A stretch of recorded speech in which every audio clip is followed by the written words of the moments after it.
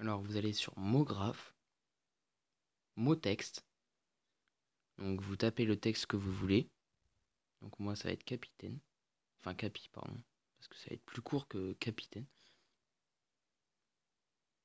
Donc en épaisseur vous mettez 80. Après vous choisissez la police que vous voulez. Voilà. Après vous le centrez. Ensuite vous faites CTRL-C, CTRL-V pour copier-coller. Donc le même. Sauf que vous changez l'épaisseur, vous la mettez à 40. Et vous allez dans couvercle. Vous mettez pour les deux couvercles et biseaux. Donc ça va donner un petit effet. Donc vous voyez ça fait une bordure, même une épaisseur. Donc vous la centrez cette épaisseur. Donc voilà. Après vous allez créer des couleurs.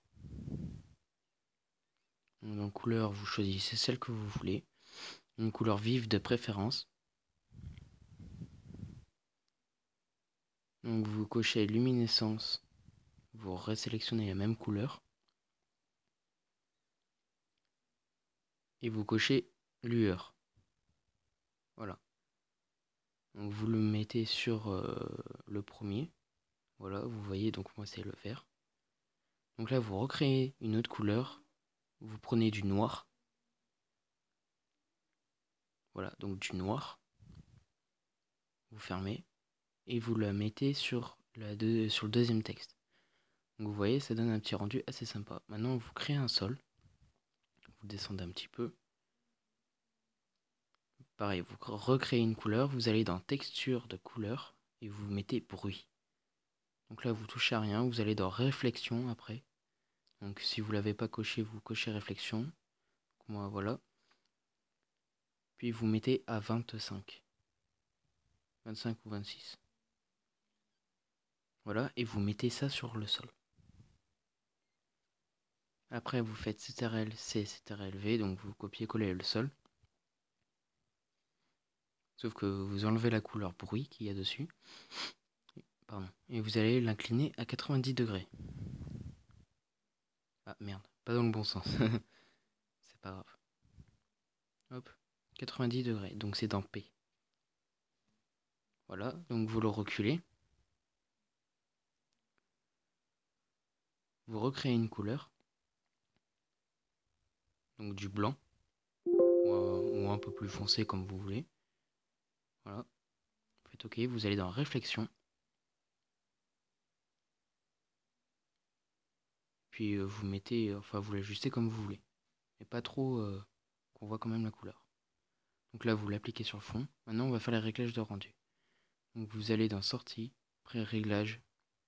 Donc moi je vais mettre la résolution par rapport à mon écran. Après vous mettez comme vous voulez. Donc après vous mettez en PNG pour l'image. Et là dans géométrie vous mettez au mieux. Donc voilà. Donc après on fait le rendu.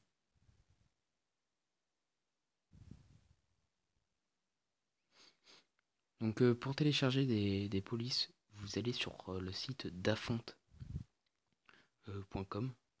Donc vous verrez, vous aurez une large sélection de polices. Si vous voulez, je ferai un tuto comment les télécharger et comment les installer sur Cinema 4D. Donc en fait, regardez, vous voyez, ça fait un reflet, donc c'est vraiment pas mal. Donc c'est vraiment stylé. Donc si vous voulez plus d'éléments, si vous voulez que je vous en fasse un, que je vous l'envoie, dites-le moi en commentaire. Puis il sera possible que je vous le fasse. Donc voilà. Après, forcément, je pourrais pas faire tout le monde, mais au moins une petite partie. Moi, mes abonnés du moins.